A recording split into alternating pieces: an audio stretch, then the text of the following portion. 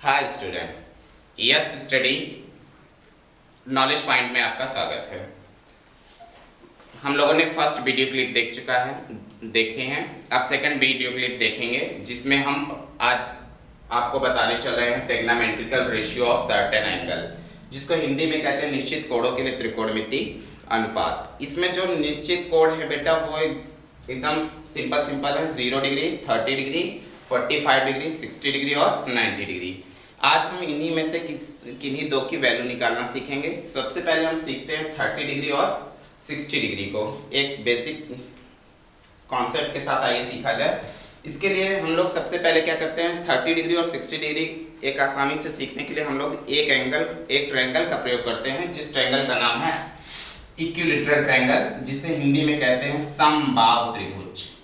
तो ये हमारे पास एक इक्विलैटरल ट्रायंगल है, नाम है ए बी एंड सी। और इक्विलैटरल ट्रायंगल का मतलब इसका हर एक एंगल 60 डिग्री का होगा। हर एक एंगल कितने डिग्री का होगा? 60 डिग्री का। ठीक है, तो एंगल ए, एंगल बी और एंगल सी तीनों इक्वल होंगे 60 डिग्री के। ठीक है, और तीनों साइड्स भी इक्वल होंगे, यानी A B equal B C equal C A. ये भी हो जाएगा हमारा इक्वल है, तो हमने लेट सपोज कर लिया ये कि ए है।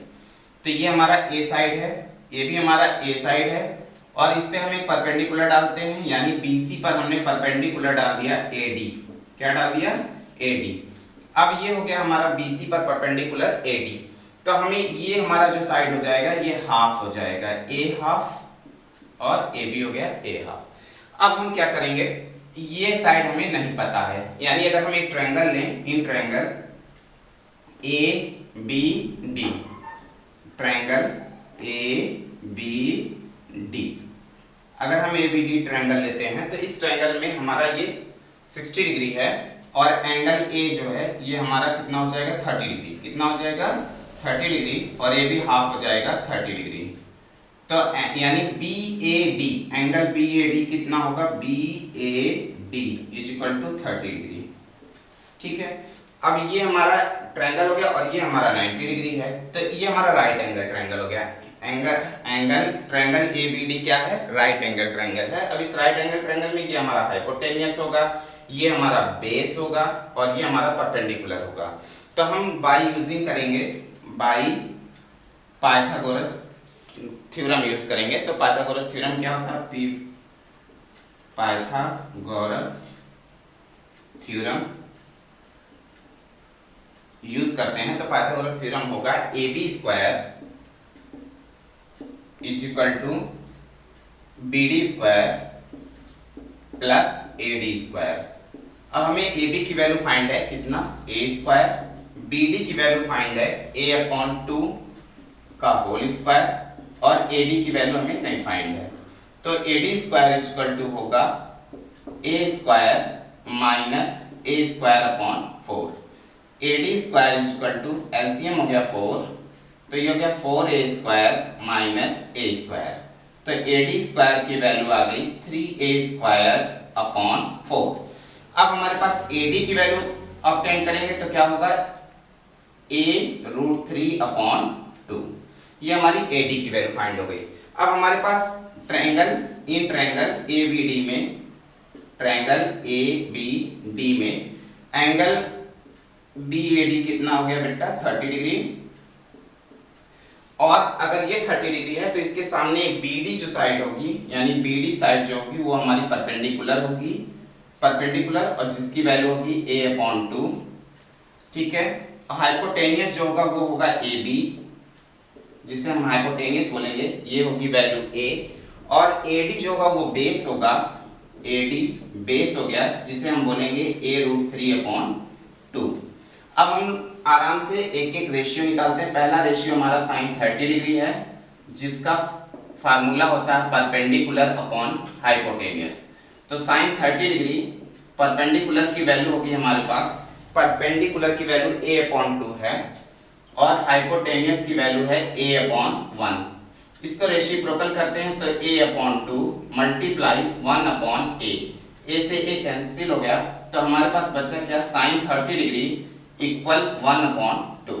इसी तरह cos 30 डिग्री की वैल्यू निकालते हैं तो cos 30 डिग्री की वैल्यू होगी base upon hypotenuse, base upon hypotenuse. तो हमारे पास बेस जो है वो बेस की वैल्यू यहां से लीजिए तो a√3 यानी cos 30 डिग्री की वैल्यू होगी a√3 अपॉन 2, हाइपोटेनियस होगा a अपॉन 1। इसका जब डिवाइडेशन करेंगे तो a√3 upon 2 multiply 1 upon a से कैंसिल हो गया, यानी cos 30 डिग्री की वैल्यू आ गई 1 अपॉन √3 अपॉन 2।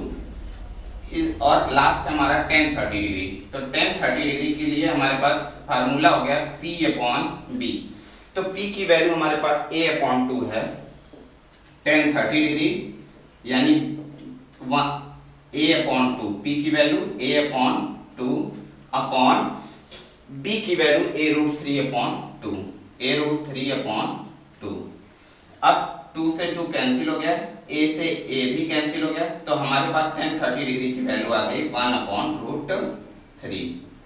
तो इस तरह से हमने देखा। बाकी 3 रेसिप्रोकल हैं, जैसे हमें 3 देखना है तो cosec 30 डिग्री जो कि साइन का रेसिप्रोकल होता है और इसकी वैल्यू होगी cosec 30 डिग्री की वैल्यू होगी 2। और अगर हम sec 30 डिग्री की बात करें तो ये cos का रेसिप्रोकल होता है। किसका रेसिप्रोकल होता है? cos का, और cos की वैल्यू होती है √3 अपॉन 2, तो sec 30 की वैल्यू होगी 2 अपॉन √3। और लास्ट है cot 30 डिग्री जो कि रेसिप्रोकल है किसका? tan का, तो tan का 1 अपॉन √3, तो इसका होगा √3। इस तरह से हमने आज वैल्यू प्राप्त किया 30 डिग्री की। अब इसी पर हम 60 डिग्री फॉलो करेंगे। तो 60 डिग्री फॉलो करने के लिए हमें फिर क्या करना होगा, इन सब वैल्यूज को, ये जो हमने एंगल लिया BAD में एंगल A को हमने इसमें लिया था, अब हम इसमें क्या लेंगे, एंगल B को लेंगे। अगर हम एंगल B सपोज करते हैं तो हमारे पास 60 डिग्री की वैल्यू आनी शुरू हो जाएगी। अगर हमें 60 डिग्री सीखना है तो उसके लिए हम सपोज करेंगे 60 डिग्री, तो 60 डिग्री के लिए हमारे पास है, आइए देखते हैं 60 डिग्री।